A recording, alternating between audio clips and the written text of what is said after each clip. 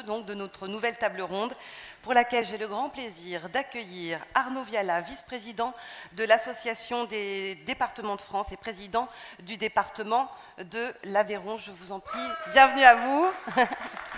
Je vous en prie, installez-vous. J'accueille également Jean-François Husson, bienvenue, merci d'être là, sénateur de Meurthe-et-Moselle, rapporteur général de la Commission des finances du Sénat.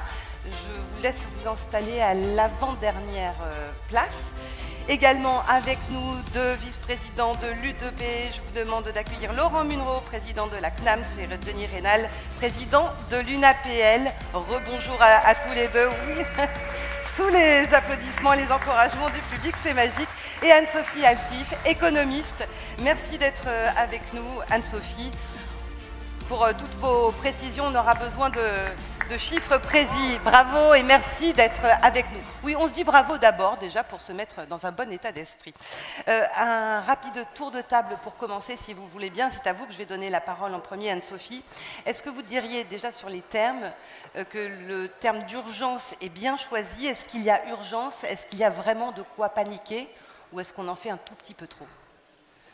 Alors bonjour à toutes et à tous, merci encore pour l'invitation. Donc, je suis la seule économiste de cette table ronde, donc voilà, je vais essayer de faire mon rôle. Et donc comme une économiste, je vais vous répondre par oui et par non, sinon ce serait trop simple. Donc non, il n'y a pas de quoi paniquer, ça c'est le premier élément. C'est vrai que ces dernières semaines, on a beaucoup entendu un risque de défaut, l'intervention du Fonds monétaire international. Là encore, il faut faire attention, on n'est pas dans cette situation. Pourquoi on n'est pas dans cette situation? Puisque déjà, la majorité de la dette française a été contractée lorsque les taux étaient bas, voire négatifs. Donc notre stock de dette, finalement, a été contracté dans des conditions économiques très, très favorables. Quand on regarde ce stock de dette par rapport à la richesse qu'on crée chaque année, c'est à peu près 2%. Donc, ces dettes, elles restent soutenables. L'autre élément, c'est qu'on est dans la zone euro, ça ne vous y a pas échappé, et donc on est dans une zone économique et monétaire commune, et derrière nous, on a la Banque centrale européenne. Donc si vraiment il y avait un grand problème de financement, bien sûr que la Banque centrale européenne interviendrait. On a également le mécanisme européen de stabilité, on ne s'en souvient pas, mais après la crise de 2010, eh bien, on a un fonds qui a été créé au niveau européen. Donc s'il y a un fonds qui doit intervenir, ce n'est pas le FMI, c'est ce MES qui est basé au Luxembourg, qui capitalise 500 milliards d'euros, voilà, pour aider un pays en difficulté. Et puis le dernier élément, c'est qu'on est quand même la deuxième économie de l'Europe, donc on est un petit peu trop gros pour chuter, c'est pour ça qu'on a ces mécanismes qui existent pour nous aider. Donc ça, c'est vraiment sur le côté soutenabilité, il n'y a pas de problème de soutenabilité. Après, la question, c'est la trajectoire de notre dette, et donc ce n'est pas notre stock de dette, je l'ai dit, qui a été contracté à un temps où les taux étaient très bas, mais c'est quand on va emprunter demain et après-demain. Étant donné qu'on est dégradé et qu'on n'a pas de trajectoire lisible de désendettement, eh bien notre charge de la dette augmente. Et donc, on n'a plus les mêmes conditions d'endettement. Et donc, demain, au lieu que la charge de la dette, donc ce qu'on rembourse chaque année en termes d'intérêt, ce soit 60 milliards d'euros, donc pour vous dire, c'est le deuxième poste du budget après l'éducation nationale, eh bien demain, après-demain, à partir de, par exemple, 2029, c'est les chiffres de la Cour des comptes, ça va être 100 milliards. C'est-à-dire le premier budget de l'État français, 100 milliards par an, iront au remboursement de cette dette. Et donc, en fait, c'est ça la difficulté. Moi, ce que j'appelle, c'est un lent déclin. C'est-à-dire que tout cet argent qu'on va mettre dans la dette, on parle de 100 milliards, donc c'est colossal, eh bien, on ne va pas mettre dans le reste, c'est-à-dire dans tout ce qui est productif. Bien sûr, l'investissement, notamment pour vous, les entreprises, mais plus généralement, les services publics, la santé, l'éducation dont on a cruellement besoin. Et donc, c'est ça, en fait, la difficulté. Et pendant qu'on met 100 milliards dans ces dettes, les autres, les États-Unis, ils mettent le même argent pour investir dans l'IA. La Chine met le même argent pour investir dans les technologies durables ou dans l'avion à hydrogène. Et c'est ça, en fait, le problème, c'est un risque d'appauvrissement, de déclin de la France en Europe, mais pas seulement. Donc, à mon sens, c'est là où on doit être vigilant. On va avoir énormément de choses à financer les prochaines années. Le vieillissement, la transition écologique, la révolution technologique. Et donc, on a besoin de marge de manœuvre budgétaire pour investir. Juste pour finir, l'année dernière, justement, on avait déjà ce problème de budget. Qu'est-ce qui a été sacrifié dans le budget 2025? On a gardé les dépenses des retraites et les dépenses de chèque énergie. Et les postes qui ont été sacrifiés, c'est la transition écologique, l'innovation et la recherche. Et tout ce qui est financement durable dans l'intelligence artificielle. À mon sens, c'est là où les choix de demain sont mauvais.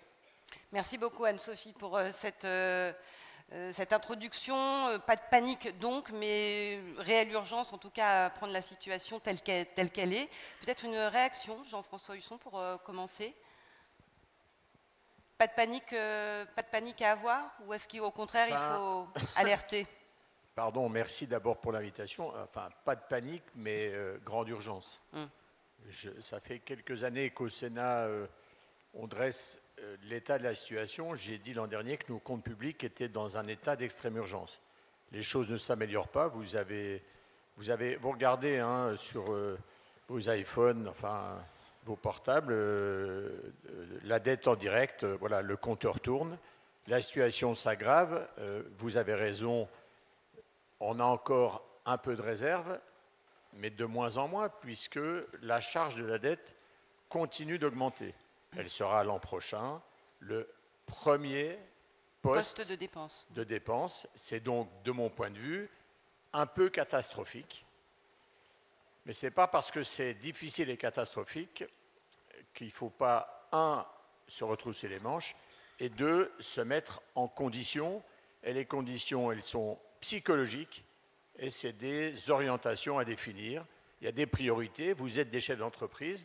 Quand les comptes sont dans le rouge, un, on ne dit pas que ça va bien, et deux, on cherche des solutions. Et on taille dans les dépenses. Et donc, je ne suis pas tout à fait d'accord avec vous. On n'a pas sacrifié la recherche. Non. Le crédit d'impôt recherche, c'est plus de 7 milliards l'an dernier.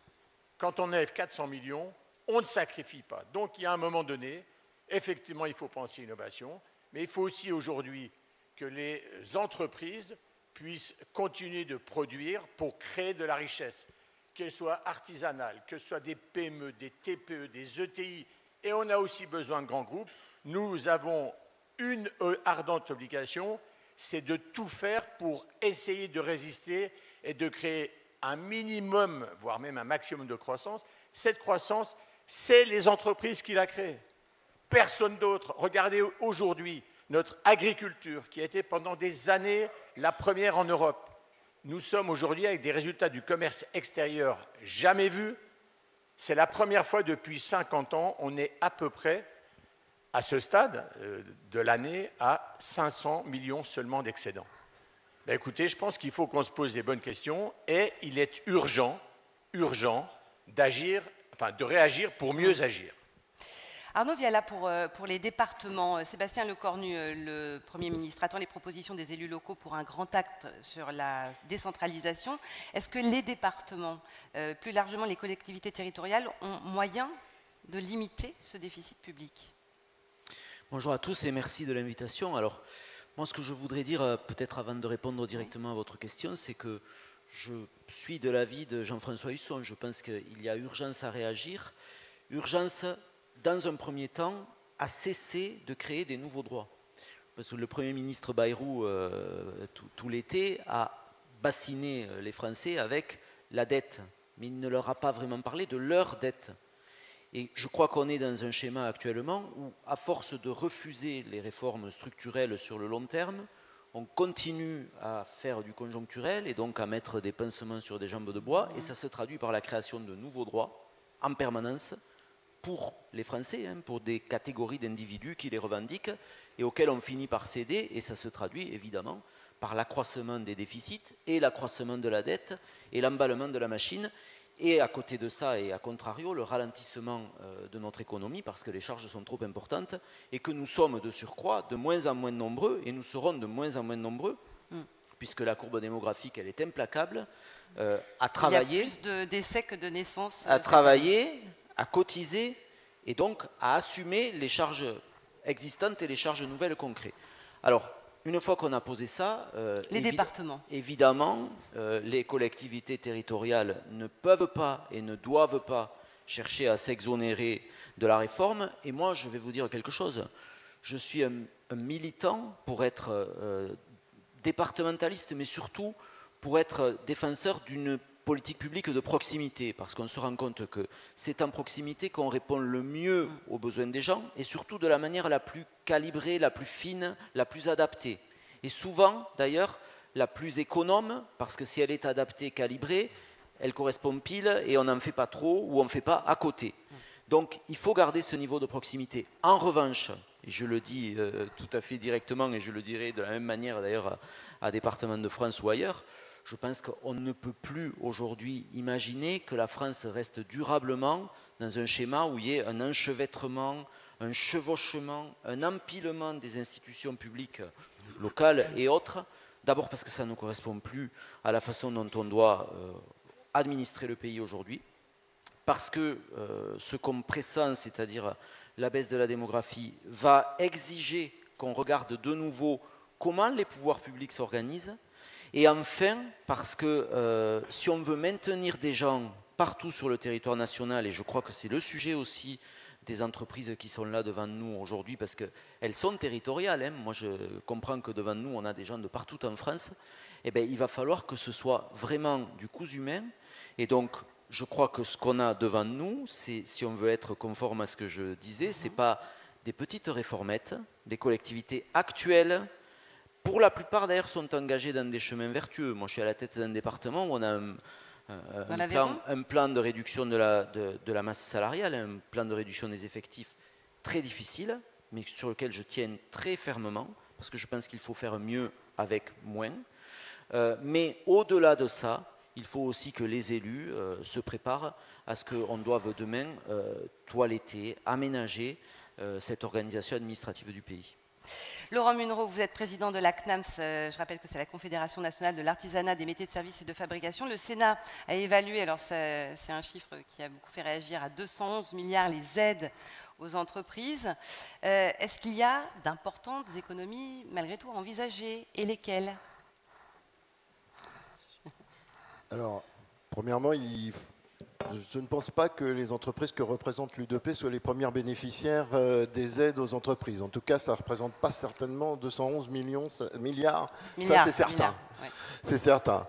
Dans ces aides, il faut voir aussi ce qu'on y met. Pour nous, ça sera par exemple les aides à l'apprentissage qui sont vraiment quelque chose auquel nous on tient et qui seront bien sûr un accompagnement plus des chefs d'entreprise dans l'accompagnement du jeune justement qu'ils vont avoir. Donc c'est des choses utiles parce que s'il n'y a pas d'apprentissage, si nos entreprises ne prennent pas d'apprentis, qu'est-ce qu'on va faire des jeunes? Ils iront ailleurs et de toute façon ça coûtera plus cher. Donc d'une part. Ensuite, il y a les allégements de charges sociales qui font partie de ces 211 milliards, sur les bas salaires. Si on a fait ces abaissements de charges sociales, c'est bien parce qu'on pensait que les charges étaient trop lourdes. Donc aujourd'hui, il faut savoir ce qu'on veut et il faut savoir calculer l'efficience. Ce n'est pas seulement une ligne budgétaire où on fait un trait et puis on dit tiens, bah, ça, on va le supprimer. Qu'est-ce que ça a provoqué? Bah, je suis désolé, les aides à l'apprentissage, ça fait qu'on prend des apprentis, ça fait des jeunes qui vont trouver du boulot plus facilement plus tard. Les baisses de charges de salaire, ça fait que des entreprises comme les nôtres peuvent embaucher plus facilement, avoir des salariés qui ne seront pas au chômage, au RSA ou ailleurs. Donc il faut voir à quoi servent ces aides. Et encore une fois, toutes les aides, vous avez cité le soutien aux entreprises pour l'innovation ou des choses comme ça, franchement, ce n'est pas les petites entreprises qui sont les premières bénéficiaires de ce genre de choses, ça m'étonnerait. Donc les 211 milliards, il faudra vraiment regarder, et ça a été fait par le Sénat, mais encore une fois, il faudra, plutôt que de compter juste les lignes, voir vraiment à quoi ça sert et l'efficience de ces choses-là. On termine ce tour de table avec vous, Denis Rénal, président de l'UNAPL, qui fédère 69 syndicats et associations représentatives de toutes les professions libérales. Où est-ce que vous voyez, vous, la possibilité de réduire d'une manière ou d'une autre cette dépense publique? Moi, j'allais dire que je ne suis pas passionné en fait, par la réduction de la dépense publique.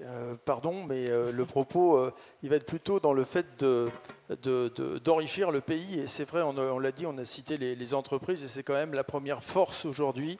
Et pour moi, c'est la planche de salut. On représente, rien qu'en profession libérale, pour parler de ma petite planète dans le grand univers de l'UDP, 1 700 000 entreprises, c'est-à-dire un tiers des entreprises françaises qui n'attendent que de pouvoir travailler, de connaître des simplifications, de permettre de déployer leurs capacités et de produire finalement pour la richesse nationale. Alors certes, la dépense publique, enfin j'ai eu le privilège, si je peux dire, de fréquenter l'hôpital public ces derniers temps dans des banlieues peut-être pas super favorisées. Et je me demande ce qu'on peut encore réduire comme budget quand on fait ce genre de visite. C'est absolument catastrophique. On emmène les gens dans des, à mon avis, dans des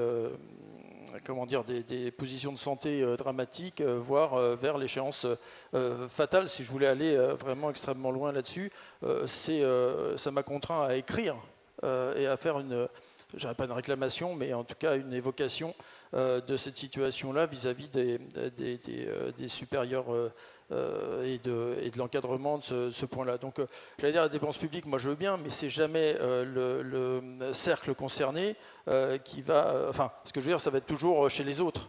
Il y a beaucoup de choses qui fonctionnent avec insuffisamment de budget, que ce soit la justice, évidemment, pour ce qui concerne mon métier, ce qui concerne, évidemment, on parlait de l'hôpital, de la santé, on peut parler des prisons, on peut parler de nombreux sujets, et je ne sais pas s'il y a une marge qui est considérable, en partie finalement les dépenses publiques, sinon des dépenses de fonctionnement de l'État, qui sont probablement à étudier de près, à privilégier pour réaliser des économies, et je ne sais pas si ces économies-là seraient à la marge ou seraient considérables. Moi, j'ai vraiment plutôt envie. On a bien fonctionné, et le problème, c'est qu'on vit aujourd'hui, on vit encore sur un pied qu'on a connu grâce à l'après-guerre, aux 30 Glorieuses. Et on a, après ça, disons, avoir eu moins de recettes, en tout cas un endettement colossal, un coût de l'endettement qui est de plus en plus colossal, qui sera le premier budget de l'État en termes d'intérêt de la dette. C'est quand même énorme, quoi, devant l'enseignement, devant la santé, devant la justice. Et il y a évidemment une attention particulière là-dessus, puisqu'on se demande quel ménage pourrait se permettre cela, surtout sur 30 ans, 40 ans, puisque moi j'avais une dizaine d'années ou une douzaine d'années au moment de la première crise pétrolière, et que la crise depuis ce moment-là, on a toujours été en crise. En tout cas, on nous a toujours dit qu'on était en crise. Alors aujourd'hui, il y a un nouveau vecteur de crise, et puis l'observation aussi, c'est de voir que dans le temps, l'évolution se resserre. C'est-à-dire qu'on est passé, je ne parle pas de la préhistoire, mais enfin disons rapidement du Moyen-Âge à la Renaissance en 500 ans, de la Renaissance à la révolution industrielle en 200 ou 300 ans. Ensuite, on a vécu le XXe siècle, et aujourd'hui, en 20 ans, on a complètement tout bouleversé. Donc on est arrivé en fait au bout d'un système. C'est ce que vous dites dans les territoires, c'est ce que vous dites sur l'endettement, c'est ce qu'on dit sur la santé, c'est ce qu'on dit sur un certain nombre de choses. C'est ce que vous disiez ce matin dans la table ronde, sur le fait de reprendre totalement le système. Donc il faut changer complètement les paradigmes. Et là, il faut voir à 20 ans, il faut restructurer le tout, et il faut favoriser l'entreprise. Favoriser l'entreprise en France, c'est 4 911 000 entreprises, il ne faut pas oublier ça, qui sont là pour produire, pour vous faire vivre, pour nous faire vivre, et pour permettre à la collectivité d'améliorer ses recettes et l'assiette finalement de ses ressources. Alors quelques constats avec vous, Anne-Sophie, quelques précisions, c'est important pour qu'on ait tous les éléments de contexte, et Denis Réanal l'a abordé. Le premier constat, c'est que depuis 50 ans, l'État présente systématiquement des budgets déficitaires. Pourquoi ? Alors, c'est vrai que le premier budget déficitaire, c'est 1974. Donc, ça fait depuis 1974 qu'on vote un budget en déficit. Donc, c'est-à-dire qu'on a un déficit public. Une dette, c'est un stock. Donc, chaque année, depuis 1974, on a un déficit, donc un flux, qui crée la dette publique, qui est un stock. Donc, aujourd'hui, il faut être très clair, notre discussion, c'est comment réduire le déficit public. Mais donc, ne pas réduire le stock de dette, puisque là, on parle, de lieu d'avoir 5%, on va essayer d'avoir 2%, donc c'est-à-dire qu'on va continuer de créer du déficit public, donc d'augmenter la dette. Donc vraiment, la discussion, elle est sur comment réduire le déficit. Pour réduire la dette, il faudrait avoir une plus de déficit, il faudrait être en excédent. Là, on n'est pas dans cet objectif-là. Donc là, c'est déjà pour rappeler là. Pourquoi on est arrivé là? Je pense que c'est important d'avoir deux éléments, notamment en termes de volume. Parce que c'est vrai que vous représentez donc voilà, les entreprises. Voilà en termes de volume ce qui s'est passé, pourquoi on en est arrivé là. Parce que le problème de l'endettement, ce n'est pas que français. Hein. Vous voyez au niveau mondial, le Canada aussi endetté, les États-Unis n'en parlons pas, ils ont 10% de déficit, le Japon 240% de déficit. Bon, voilà, donc il y a plein de pays qui sont endettés. En France, pourquoi on en est arrivé là? C'est parce que le poids dans ces dépenses, qui a augmenté depuis 50 ans, c'est vraiment deux postes qui sont beaucoup plus importants qu'on va dire les autres pays européens. C'est les retraites. Les retraites, en France, c'est 14% de la richesse produite chaque année. En moyenne, en zone euro, c'est 11%.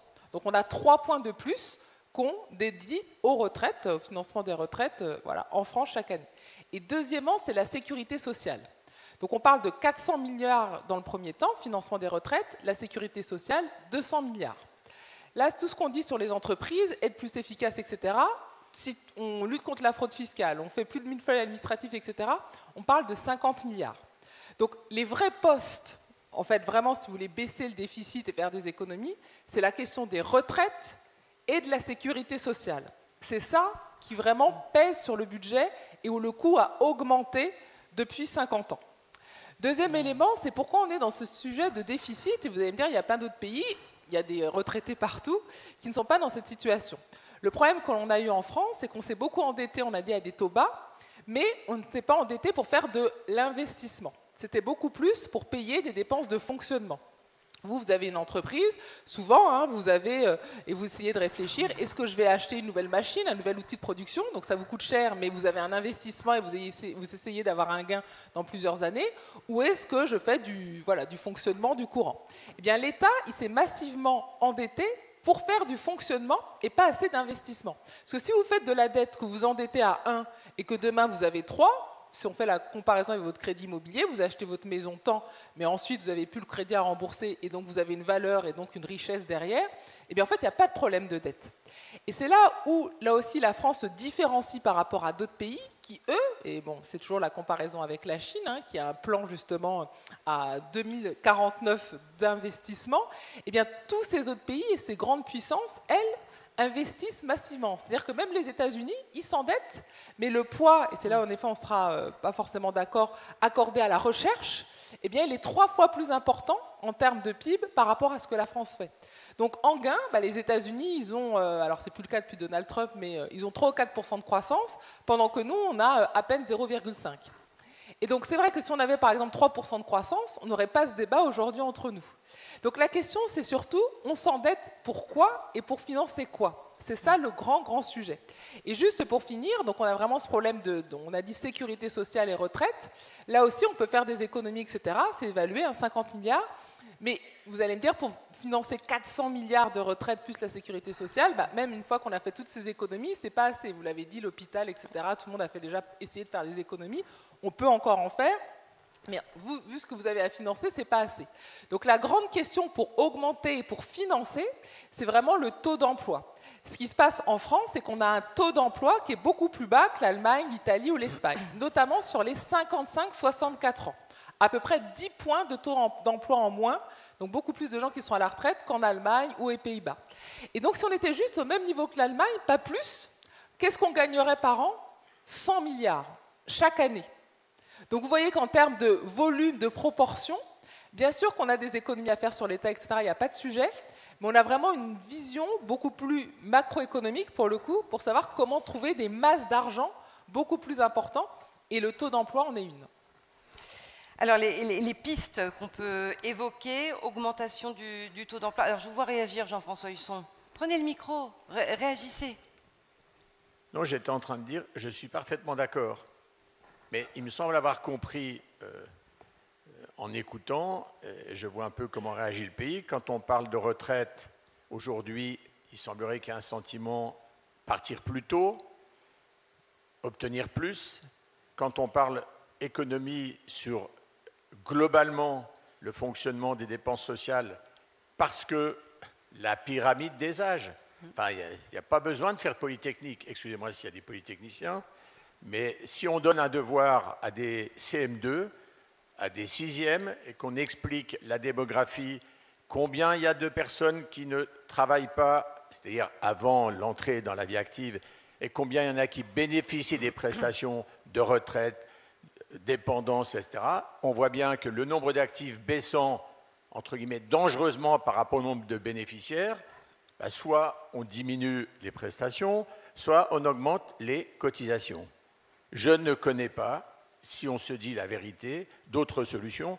Je pense qu'à peu près tout le monde est d'accord là-dessus. Alors on peut faire le déni de l'annonce, de demain, de il y aura un monde meilleur, c'était mieux avant. Ben non, la sécurité sociale, tout le monde dit, c'est le Conseil national de la résistance. C'est vrai, 1946, fin de la Deuxième Guerre mondiale, population active décimé, peu de bénéficiaires des retraites et une volonté de reconstruction dans un état, enfin, avec un état général qui n'était pas celui d'aujourd'hui.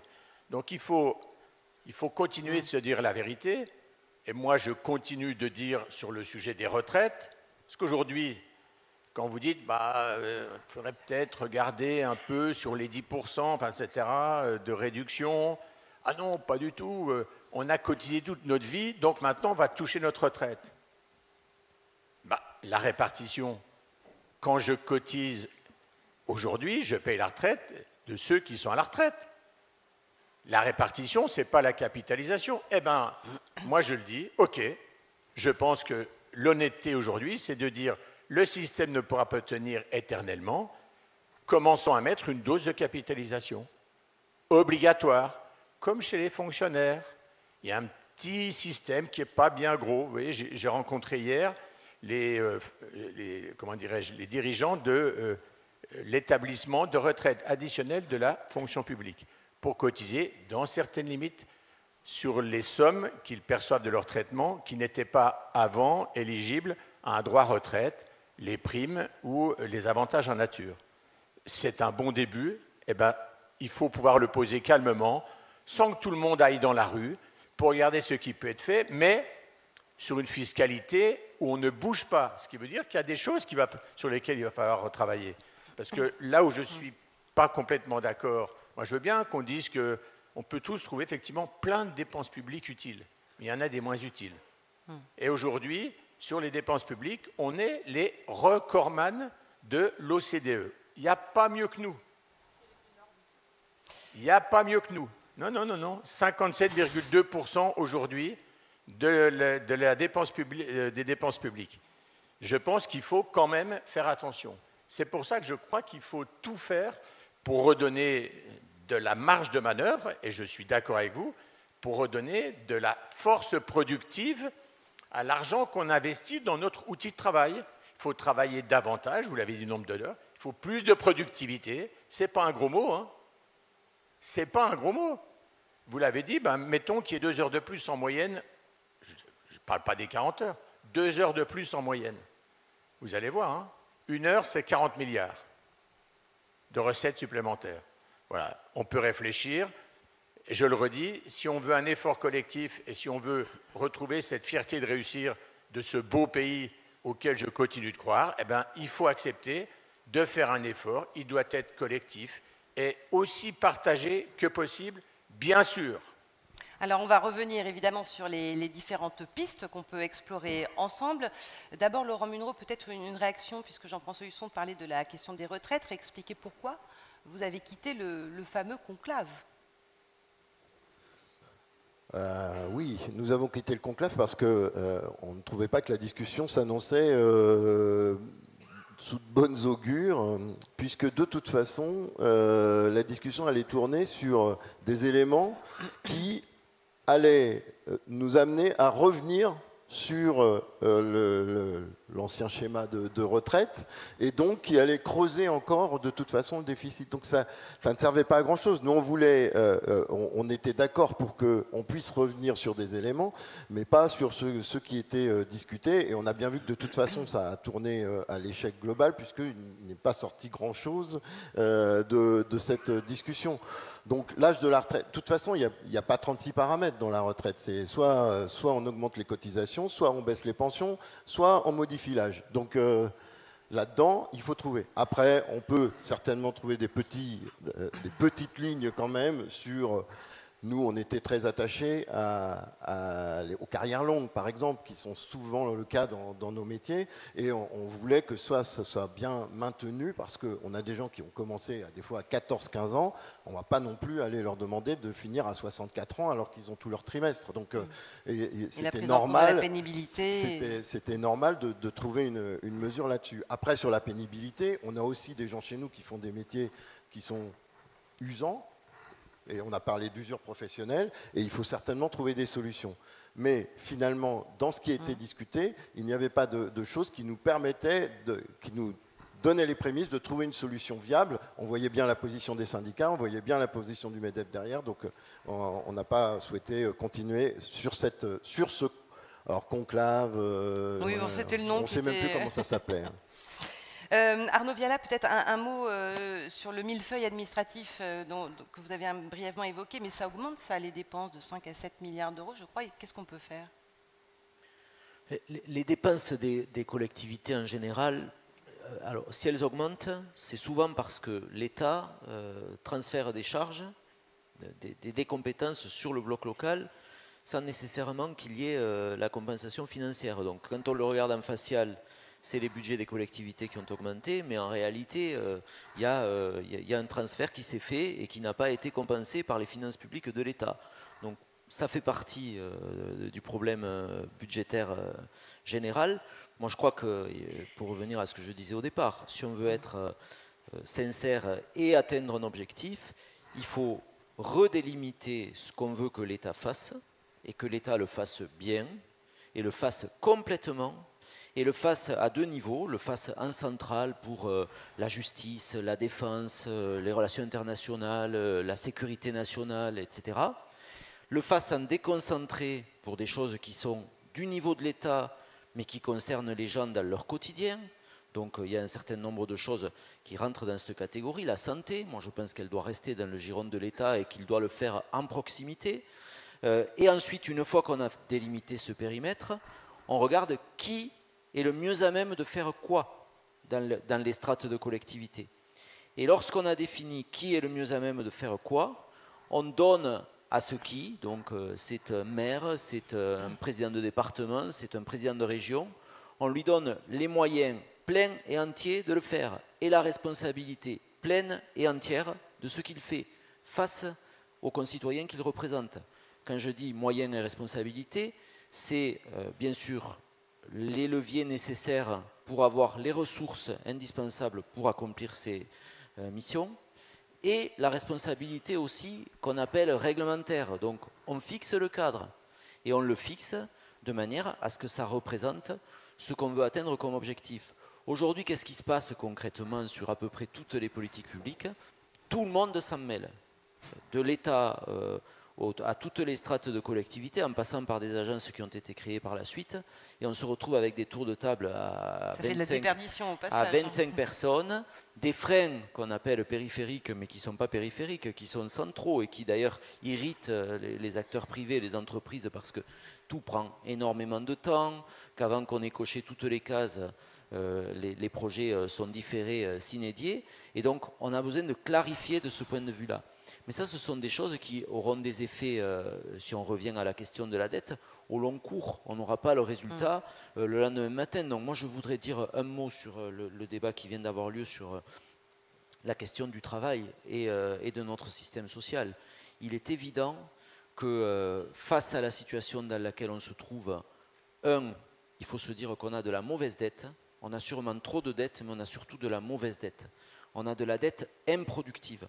Si on avait investi sur les infrastructures, la France est un pays moderne, c'est un des premiers pays qui a su s'équiper, créer des voies de communication, etc. Mais aujourd'hui, il n'est plus en pointe, parce qu'on a là aussi beaucoup de choses qui sont arrêtées par des lobbies, par des groupes de pression, par le fait qu'on hésite sur les investissements. Donc on a besoin de relancer une machine, y compris sur l'investissement public, qui lance le pays dans une ère qui n'est plus celle que nous avons vécue au lendemain de la Seconde Guerre mondiale, où il y a eu un redressement rapide, fulgurant. C'était les 30 Glorieuses, on a transformé le pays.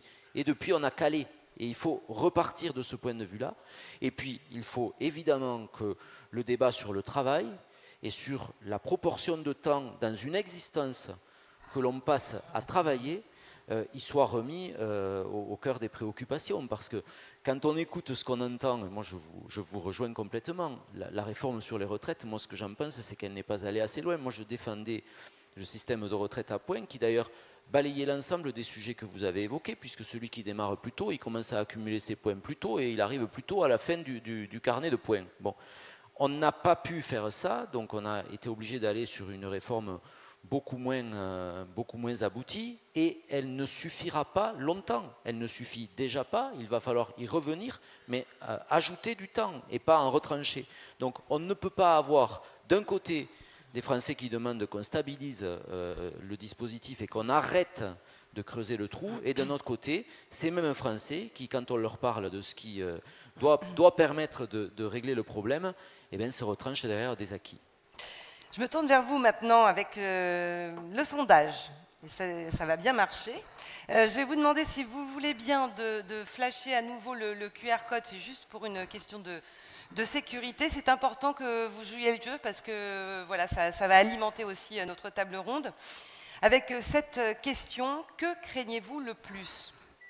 Elle va s'afficher 1. Une réduction des aides à l'apprentissage. 2. Une remise en cause des exonérations de charges patronales. 3. Moins d'investissements publics locaux. Je vous laisse quelques instants pour prendre le temps de la réflexion et faire votre choix. Je vois même des votes à main levée presque quasiment dans la salle. On va essayer de le faire avec les moyens techniques que nous avons. Ben voilà, ça y est, c'est tombé très rapidement. À 66%, vous craignez le plus une remise en cause des exonérations de charges patronales. Peut-être une réaction à ce sondage? Qui veut réagir? Donc si je comprends bien... Comment Jean-François Husson? Je suis très content du 0 sur la réduction des aides à l'apprentissage. Ah. Ça m'étonnait quand même que personne ne veuille que... Il n'y a peut-être pas eu assez de temps pour voter. Ah mince. Alors est-ce qu'on peut prendre 2 minutes pour le refaire pour être sûr que tout le monde ait voté? C'est possible ou pas? On va le faire. Alors on va faire les choses bien. Ce sondage, on va vraiment le réussir. C'était peut-être aller un petit peu vite, effectivement. Alors je vous laisse le temps de la réflexion, puis après on va avoir les... Peut-être que tout va basculer, je ne sais pas. Le QR code, s'il vous plaît. Vous voyez que ce n'est pas facile, hein, le métier de sondeur d'une manière générale. Est-ce que ce serait possible d'afficher à nouveau le QR code pour... Oui, ça va s'afficher. Merci beaucoup.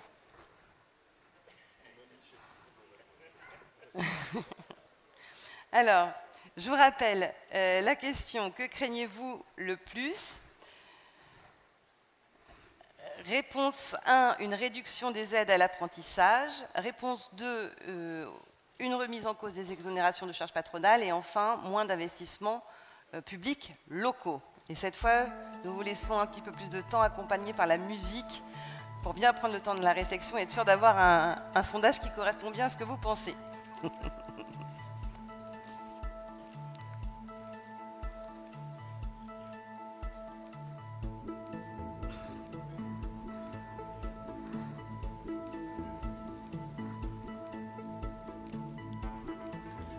Je vous vois vous affairer avec vos téléphones pour la plupart. Donc là, normalement, on devrait avoir un sondage respectueux de l'humeur de la salle. Bien, la musique est terminée. Alors, c'est déjà beaucoup plus équilibré. 28% redoutent le plus une réduction des aides, 51% c'est la grande majorité. Ce que vous redoutez le plus, c'est une remise en cause des exonérations de charges patronales, on y revient, et puis 19% moins d'investissements publics locaux. Une réaction peut-être, Arnaud Viola? Laurent Munro. J'aimerais pas que ça influence les députés et monsieur le rapporteur sur la décision qu'il doit prendre sur les aides à l'apprentissage, quand même, parce que ça veut dire qu'il y a 70% qui sont quand même d'accord pour qu'elles baissent. Donc,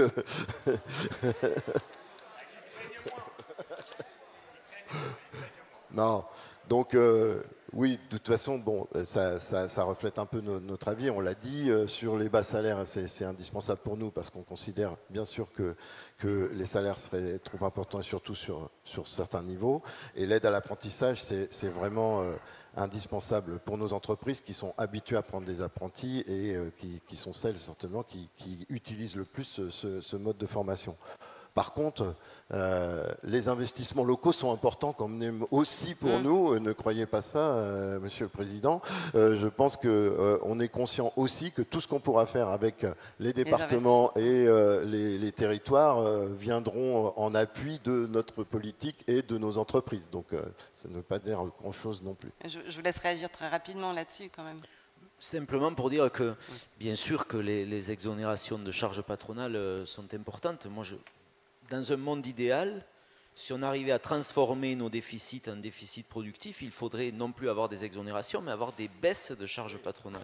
C'est-à-dire que le droit commun soit des charges plus basses et que peut-être, par extraordinaire, pour certains secteurs, on mette une surcharge parce qu'il y aurait un motif de le faire. Là, on est dans un système qui est défaillant et qui le montre parce que vous êtes accroché aux exonérations alors qu'il faut baisser les charges patronales pour que le travail soit mieux rémunéré, que peut-être vous ayez un peu moins besoin d'apprentis parce que les apprentis dans les entreprises qui sont les vôtres sont très importants. Mais on s'en faisait on échangeait là-dessus avec Jean-François juste avant. C'est peut-être pas tout à fait la même histoire quand on s'adresse à des apprentis qui sont engagés dans des cursus très longs sur des métiers plutôt de col blanc à très haute valeur ajoutée et où derrière, évidemment, il y a des perspectives professionnelles qui sont différentes. Bon, mais moi, je ne veux pas ouvrir ce débat. Et sur les investissements publics locaux, vous trouvez ici devant vous un représentant des collectivités qui, évidemment, doit s'appliquer à lui-même ce qu'il préconise pour l'État. L'État doit faire des économies fonctionnelles pour pouvoir faire des investissements productifs et les collectivités également. Donc ça, c'est très exigeant. Et je pense qu'on doit le faire à droit constant, mais certainement pour le faire plus et mieux, il va falloir qu'on bouge les choses. Voilà. Alors Anne-Sophie Alsif, on va décliner avec vous quatre pistes. Peut-être commencer par celle que vient d'aborder Arnaud Viala et puis qu'on a vu avec le sondage sur la réforme des aides à l'apprentissage. Alors oui, je vais peut-être me faire l'avocat du diable, mais c'est vrai qu'il y a eu différents rapports, notamment chez France Stratégie, d'essayer d'évaluer ces aides d'apprentissage. En effet, comme ça a été très justement dit, ce que l'on voit, c'est qu'il y a des cursus qui sont financés pour des personnes qui n'ont pas de problème d'employabilité ou dans des grandes villes où vous avez des taux de chômage qui sont très très bas. Et donc l'idée, c'est encore une fois, comme pour beaucoup d'aides, le ciblage. Et là, ce que l'on a fait, c'est que, voilà, comme on fait souvent, on a un peu saupoudré et les secteurs qui en ont le plus besoin finalement, qui sont souvent en effet vos filières et vous avez souvent beaucoup de mal à recruter même des apprentis, c'est-à-dire que des fois vous avez l'aide mais vous n'arrivez pas à trouver la personne, eh bien c'est vrai qu'on voit dans beaucoup d'autres cursus, moi-même je suis enseignante à Paris 1 dans un master économie internationale et j'ai une grande partie d'apprentis.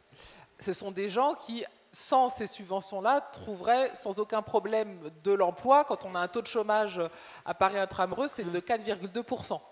Donc là, il y a vraiment un travail de ciblage à faire, c'est-à-dire qu'on pourrait peut-être économiser 2 milliards d'euros par an sans avoir un impact, sans l'employabilité des jeunes. Donc ça, c'est vraiment le premier point pour l'apprentissage et peut-être davantage le cibler sur vos filières avec, pas seulement, je voulais rebondir par rapport à ce qu'avait dit précédemment, sur notamment le temps de travail qui est à mon sens très important. Ce que l'on voit, parce qu'on a une spécificité en France, mais les autres pays européens ont les mêmes problèmes que nous, vieillissement, sécurité sociale, etc. Donc voilà comment ils font.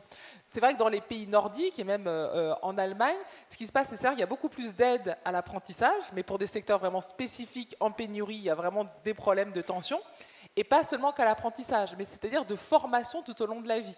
Et ce que l'on voit, c'est que souvent dans les métiers manuels les plus durs, le niveau de formation est le plus bas. Il est beaucoup plus élevé chez les cadres et les professions intermédiaires. Et donc ce qui se passe en France, c'est quand vous commencez à un emploi très peu qualifié, difficile à 20 ans, vous avez le même à 50 ans avec le même salaire. Ce qui n'est pas du tout le cas en Allemagne ou dans les pays nordiques. Et donc la vraie question sur le ciblage des aides, c'est certes l'apprentissage, mais aussi d'avoir après les moyens de financer les formations, surtout qu'aujourd'hui, il y a beaucoup d'investissements dans les technologies, l'IA, etc., pour avoir des personnes qui puissent aussi être en mobilité. Et ça, c'est quelque chose qu'on a beaucoup moins en France, notamment, que l'Allemagne. Autre piste, l'augmentation du taux d'emploi. Alors voilà, je reviens à mon taux d'emploi. Donc je disais, on a un taux d'emploi à peu près 10 points inférieur chez les 55-64 ans. Donc là, je suis, on va dire, sur ma partie d'âge où les gens ne sont pas encore à la retraite. Comme on voit, la réforme des retraites, c'est très compliqué, clivant politiquement, etc. Là aussi, c'est toujours intéressant et moi j'aime beaucoup regarder ce que font les autres, on apprend beaucoup. Qu'est-ce qui se passe? Quand vous interviewez les Français, par rapport à ce que je vous disais précédemment, en fait, en France, vous avez une très forte productivité du travail, c'est la plus forte des pays européens en heures. 25 ans, 55 ans, on a une productivité du travail horaire qui est énorme, beaucoup plus que dans les pays nordiques que l'Allemagne. Pourquoi? Parce que le système est fait que vous travaillez à fond pendant cette période et après 55 ans, au revoir du jour au lendemain. Dans les pays nordiques, ce qui se passe, on a l'accompagnement de la formation, donc on change beaucoup plus d'emplois, surtout quand on n'est pas qualifié. Donc forcément, en termes de santé, même c'est plus facile de durer plus longtemps. Et puis l'autre élément, quand vous arrivez à 55 ou 60 ans, on ne vous dit pas au revoir, mais on vous propose des aides à l'aménagement de votre travail. J'imagine qu'il y a beaucoup de gens d'entre vous qui ont commencé à 15 ans, 16 ans, qui avaient un commerce, un fonds de commerce, qui touchent ou qui peuvent toucher par exemple leur retraite parce qu'ils ont assez cotisé et qui vont garder leur magasin pour avoir un complément de revenus et peut-être travailler un peu moins, être plus flexible selon les horaires. Quand vous interviewez aussi les Français, souvent ils veulent travailler plus juste pour le salaire. Aujourd'hui, l'âge de départ effectif, c'est 63,2 ans, c'est pas 62 ans, parce que les gens sont tout à fait d'accord pour essayer de travailler un peu et avoir des compléments. Donc là aussi, l'idée qui serait mon peut-être point clivant politiquement, réforme des retraites & co, c'est plutôt de dire comment sur le nombre de gens qui déjà est censé travailler, on peut avoir des mécanismes beaucoup plus flexibles où vous êtes indépendant, où vous avez en effet votre fonds de commerce, bien vous pouvez en être les premiers gagnants. Vous pouvez garder par exemple et toucher vos droits à la retraite, mais vous avez un quota, si vous travaillez plus, vous payez beaucoup d'impôts par exemple. Et bien ça, c'est vraiment des réflexions de dire, non, vous continuez, vous travaillez plus, vous allez beaucoup plus cotiser, donc c'est très bien. Donc on ne vous met pas de plafond, on vous encourage, et là par contre, ça va faire plus de recettes. On peut le faire bien sûr pour les indépendants, mais pas seulement. Donc ce qu'il faut pour cette catégorie-là, c'est vraiment faire comme dans les pays nordiques, avoir beaucoup plus de modulation de manière de travailler. Même vous, des gens plus âgés, peut-être les garder 2 ou 3 jours par semaine et plus 5 comme avant. Et ça, c'est quelque chose qui n'est pas du tout développé en France par rapport à l'Allemagne ou les pays nordiques. Il y a vraiment très très peu de choses. Ça rapporterait combien, ça, l'augmentation du taux d'emploi? Alors, juste si on fait ça, on n'est pas à nos 100 milliards rêvés, mais on pourrait être au moins à 65-70 milliards. Parce que le problème, c'est que comme c'est une catégorie en volume qui est énorme, même s'il y a un tout petit peu plus de cotisation, comme le volume est colossal, tout de suite, ça vous fait énormément de recettes. Donc, c'est très intéressant. Vous pouvez réagir si vous le souhaitez, évidemment. Je voulais juste vous dire, madame, qu'en plus, le lien entre vos deux points est très important. Parce que si on permet aux gens de se former pour évoluer dans les fonctions qu'ils ont, on a moins d'arrêts de très longue durée à la fin de la carrière parce qu'on est usé, on ne peut plus, etc. Ou alors d'incapacité totale à travailler parce que manifestement, la tâche ne correspond plus du tout. La France est le pays d'Europe où il y a le plus d'arrêts de travail et de problèmes de maladie à la retraite. Et c'est très vrai dans vos métiers. Mais c'est très vrai aussi dans d'autres secteurs, par exemple la fonction publique, où la mobilité est extrêmement difficile. Et il y a des métiers, je peux en citer, qui ne sont plus adaptés lorsqu'on les a exercés pendant 30 ou 35 ans et qu'on arrive dans la dernière ligne droite, on ne peut plus, quoi. Et là, on a un vrai problème. Et partir pour aller faire autre chose, même si les gens le désirent, ça n'est pas possible ou ça n'est vraiment pas facile. Troisième piste, Anne-Sophie, la prime rénov'. Ah oui, alors la prime rénov', c'était un petit peu un exemple. Donc moi, c'est vrai que je suis plus pour la planification. Vous avez parlé du plan Marshall, de la Seconde Guerre mondiale et donc des 30 Glorieuses. À l'époque, on a eu l'argent des Américains, pour d'autres raisons, et donc on avait le plan Marshall. Et on avait un commissariat au plan qui, à 20-30 ans, disait où allait l'argent du plan Marshall par secteur, par filière, avec tel objectif de réindustrialisation. Bon, ça ne vous a pas échappé que ça c'est fini, on n'a pas de vision à long terme. Et donc ça, en effet, la prime rénov', c'était un exemple, parce que j'imagine qu'il y a des gens qui travaillent dans la construction et le bâtiment, elle a été changée 15 fois en 2 ans. Donc c'est vrai que pour avoir une vision à long terme, c'est très compliqué, alors qu'il y a beaucoup de demandes, c'est très compliqué. L'autre élément, c'est vrai qu'on a beaucoup d'incitations comme cette prime pour, en effet, passer à l'écologie, mais il n'y a pas de prise en compte du revenu. Ce que je veux rappeler aussi, c'est bien sûr qu'on a des difficultés financières, mais on a également un taux d'épargne qui est le plus élevé au monde. On est à 19%, les États-Unis par exemple sont à 4% de taux d'épargne, et on a 3 000 milliards de dettes, mais on a 6 000 milliards sur les comptes. 2 fois la dette. 3 400 milliards, en effet. Soyons précis. Soyons précis. Mais on a 6 000 milliards, ça vous êtes d'accord, chiffre de la Banque de France, sur les comptes. Donc c'est aussi pour ça qu'on nous prête, parce qu'on a un collatéral important. Et donc c'est vrai que cet argent-là, par exemple la prime Rénov', vous avez beaucoup de gens qui ont les moyens financiers d'acheter une pompe à chaleur, etc., ou voilà, d'utiliser. Et dit, je suis vraiment étonné qu'il y ait une subvention pour changer ça, alors que bon, voilà, j'ai l'argent. Donc là aussi, comme les aides à l'apprentissage, il faut beaucoup plus cibler et on fera des milliards d'économies. Et puis dernière piste, on parle de l'épargne productive, hein, c'est très important ça. Alors ça, c'est le dernier chemin de bataille. Je ne sais pas si certains d'entre vous vous souvenez du Codévi. Qui existait, voilà, qui a été remplacé par le LDD dans les années 80. Voilà. Ça rappelle des souvenirs. Ça rappelle des petits souvenirs. Et donc, comme je le disais, on a donc 6 000 milliards d'épargne. Cette épargne finance des bons du Trésor français, donc c'est très important de financer notre dette. Et puis aussi beaucoup, voilà, l'assurance vie derrière, donc l'immobilier. Et puis, ce que fait aussi cet argent, c'est qu'il finance des entreprises qui sont rentables, qui sont attractives. Il faut voir qu'aujourd'hui, au niveau international, les entreprises qui sont les plus rentables, c'est beaucoup plus des entreprises américaines que françaises et européennes. Et donc, forcément, une partie de votre épargne, je ne sais pas si vous avez des livrets ou de l'épargne importante, quand vous avez de l'assurance vie, parfois, elle va beaucoup plus financer Apple et Google que Airbus. C'est à peu près 300 milliards par an qui partent pour financer les Américains. C'est pour ça que, voilà, on reste très liés économiquement. Donc, c'est en fait un peu avec l'argent des Européens que les Américains financent leur innovation. C'est assez intéressant. Là, l'idée, c'est de se dire une petite partie de cette épargne, puisque là, on est à 19%. Avant le Covid, on était à 14%. Donc, on a eu 3 points d'épargne en plus. Cet argent, c'est quoi? C'est l'État qui a emprunté sur les marchés financiers et qui l'a redonné. 2 tiers aux ménages, 1 tiers aux entreprises. Qu'est-ce qu'ont fait les ménages? Ils ont majoritairement la moitié épargné. Donc voilà, sur les comptes, ça ne finance rien.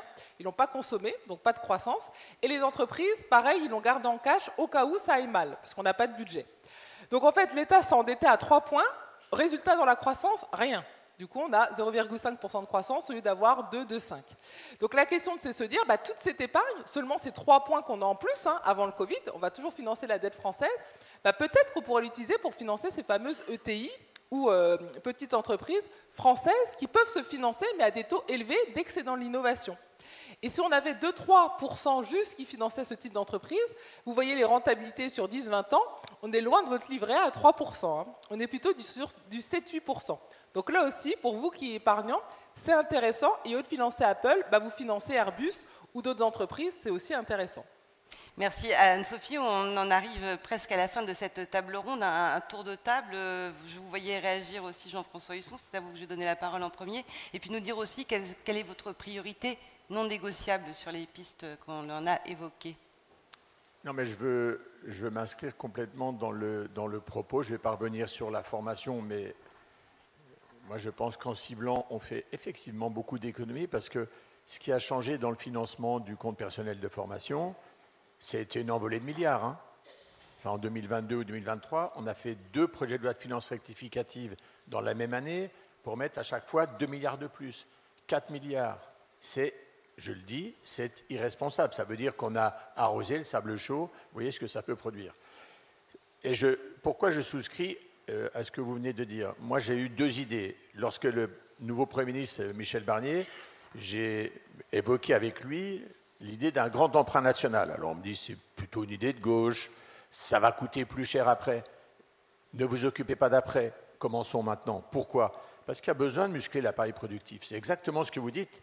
Si on veut demain avoir, on va repenser, quand on a lancé l'industrie nucléaire, quand il y a eu Airbus, même si c'est international, ça quand même, si on dit aux Français, écoutez, on prend un pari, on relève des défis, on construit des filières, on les consolide et on trouve une forme de souveraineté économique française et européenne. Je croyais qu'il y avait une possibilité. Donc, les prophètes de mesure, je dis, moi, je crois à ça, parce que si ça fonctionne, et il n'y a pas de raison que ça ne fonctionne pas, puisqu'il y a de l'épargne, eh bien, à la fin, quand on remboursera, oui, il y aura un taux d'intérêt, mais heureusement. Enfin, ceux qui investissent et qui disent on met de l'argent parce qu'on veut encourager l'économie productive et française, on y va. Et puis, le deuxième sujet, c'était, je m'étais dit, avec Bérou, je me suis dit, je sens moins le truc, on va essayer de privatiser. Ben oui, mais privatiser, c'est la même chose. Il faut redonner confiance, la culture de l'entreprise qui est une source de profit et d'épanouissement. Enfin, le boulot, ça fait heureusement mourir de moins en moins, en tous les cas dans nos pays. Voilà. Et or, on est aujourd'hui dans une planète où on ne lutte pas à armes égales, notamment sur les conditions de travail. Donc, il faut vraiment qu'on fasse le boulot. Je vais vous dire sur les lignes rouges, par principe, je l'ai dit l'an dernier, j'évite de dire j'ai des lignes rouges. Le principe qui nous guide au Sénat, les dépenses de 2019, on était sous les 3% de déficit. Vous voyez ce que ça veut dire? Ça veut dire qu'on est... Eh bien, en 2019, on n'était pas dans l'époque de la préhistoire. Eh bien, on se dit, et si on faisait aujourd'hui le même effort, c'est-à-dire pas plus de dépenses en volume, et il nous appartient de retrouver une trajectoire vertueuse, parce que le pays en a grand besoin. Arnaud Viala, je sais que vous avez aussi des contraintes et que cette table ronde s'achève. Très brièvement, vos priorités et vos lignes rouges. Moi, j'ai une priorité, c'est effectivement qu'on se donne les moyens à la fois au niveau national et au niveau des territoires d'investir. Donc, se donner les moyens d'investir, c'est repenser le système et enlever ce qui peut être enlevé, améliorer le fonctionnement de ce qui doit l'être, enlever les chevauchements. Donc ça, c'est à mon avis à la portée du gouvernement qui va s'installer dans les jours qui arrivent, parce que c'est un débat que les Français peuvent soutenir de manière assez unanime par-delà leurs autres affinités politiques. Et je pense qu'il faut le porter. On est à un moment, fin de quinquennat, où on pourrait se dire que c'est un débat qui doit être porté par des candidats à la présidentielle. En réalité, personne ne le fait. Et je pense que Sébastien Lecornu, qui en plus est un fin connaisseur des territoires, hein, il a été élu local, il est sénateur, a la capacité à avoir cette ambition de faire en sorte qu'on toilette et qu'on donne la possibilité aujourd'hui de relancer la machine des infrastructures, des équipements, de l'investissement public local et national, et donc on contribue à redonner à notre dépense publique une dimension plus productive. Ligne rouge, moi je l'ai déjà exprimé, on a une responsabilité individuelle et collective. Donc moi s'il n'y en a qu'une, c'est ne rouvrons pas la boîte de Pandore de ceux qui portent atteinte à la place et à la valeur du travail. On a besoin aujourd'hui de faire en sorte que soit sanctuarisé le fait que travailler dans des conditions correspondant à l'époque où on se situe, dans le respect évidemment des questions liées à la santé individuelle, à la santé publique, mais travailler, c'est essentiel. Moi je le crois d'ailleurs par ailleurs pour l'individu, c'est pas le débat, mais c'est essentiel pour que nous nous relevions et que nous reprenions la place qui est celle de la France dans le cartel des pays qui tirent l'Europe et la planète vers le haut. Ouais. Denis Rénal et puis ensuite Laurent Munro. Oui, vous l'avez compris, j'aime bien porter la parole des entreprises, donc moi je partage tout ce que vous avez évidemment dit les uns et les autres, et aussi bien effectivement sur la politique territoriale, sur les économies qui sont à réaliser.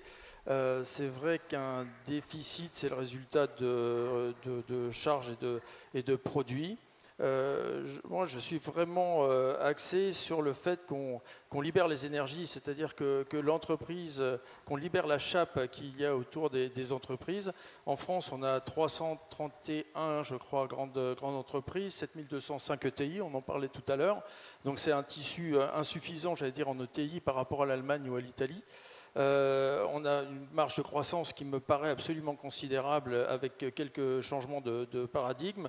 On a 172 000 en gros PME et tout le reste ce sont nos entreprises, ce sont des TPE, c'est 4 700 000 entreprises. Il me semble que tout ce qu'on a dit convergeait en fait avec le sens de favoriser, je ne parle pas des aides en l'occurrence, mais simplement de laisser l'entreprise pouvoir s'exprimer. Pouvoir embaucher, pouvoir se développer, pouvoir honorer ce pays, pouvoir faire de la recherche, pouvoir l'appliquer, pouvoir réaliser finalement une assiette qui va servir d'assiette de cotisation, d'assiette des impositions et permettre finalement de flatter le bon côté de la balance. Merci beaucoup. Laurent Munro. Moi, je m'en voudrais de ne pas répondre sur l'apprentissage quand même. Je suis désolé, vous avez parlé de ciblage. Nous, il y a un paramètre que vous n'avez pas envisagé, c'est celui d'effectif de l'entreprise. Parce que nous, on a toujours dit que ce qu'on voudrait, c'est quand même que ça soit plus ciblé sur des entreprises de moins de 50 salariés. Ça nous paraît quand même un peu plus. Parce que si vous ciblez sur le niveau de diplôme, il y a ici des catégories des métiers qui utilisent des niveaux 5, des niveaux 6. En pharmacie, on fait un DUST, enfin j'ai peur de me tromper, Philippe m'en voudra, mais je pense que ça serait péjoratif envers nous de dire vous ne faites pas un niveau de diplôme. En fait, ce n'est pas une question de péjoratif, tel secteur, etc. C'est de se dire économiquement, quand il y a une intervention d'argent public, c'est parce qu'il y a une défaillance du marché, donc on est là pour combler. Dans, par exemple, le master dont je vous ai dit, à Paris, vous avez le plein emploi.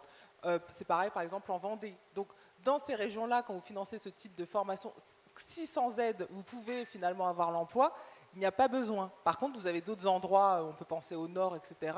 Même géographiquement, vous avez beaucoup plus de besoins. C'est pareil dans les filières. Vous pouvez calculer le taux de chômage par filière. Donc c'est ça que je dis dans le ciblage, c'est que l'intervention de l'aide publique, elle est là quand il y a vraiment une défaillance et que s'il n'y avait pas cette aide, comme vous les charges patronales par exemple, eh bien l'embauche ou l'emploi ne se ferait pas. Et aujourd'hui, ce ciblage, il n'est pas fait par rapport à ça. Et j'insisterai aussi sur un autre Et ce sera le mot de la fin. Oui, sur un autre phénomène. Vous avez parlé des entreprises qu'on valorise, parce que quand on met de l'argent qu'on défiscalise pour de l'assurance vie ou autre, finalement, on ne fait qu'alimenter des entreprises étrangères ou des choses comme ça. Un peu pareil sur ma prime rénov', je ne suis pas un spécialiste, mais souvent, on voit que c'est des grandes entreprises qui profitent du mouvement. Elles font des pubs à la télé pour essayer de caser le maximum de pompes à chaleur. Je ne suis pas sûr que ça profite vraiment à l'économie finalement, et ni à la population qui fait ces travaux. Donc, il faudrait essayer de bien cibler. Nous, il y a une autre chose auquel on est très attaché, et on en a parlé hier à la CNMS, et la CNMS Bretagne ne m'en voudrait de le dire, c'est qu'il faudrait déjà parler de la fraude, des concurrences déloyales, des distorsions de concurrence. Aujourd'hui, on ne fait que nous vouloir nous en rajouter, mais faisons payer ceux qui ne payent pas et qui ne respectent pas les règles et qui nous concurrencent. Merci. Merci beaucoup, merci infiniment à tous les quatre. Merci beaucoup pour cette discussion très enrichissante et très éclairante. Merci.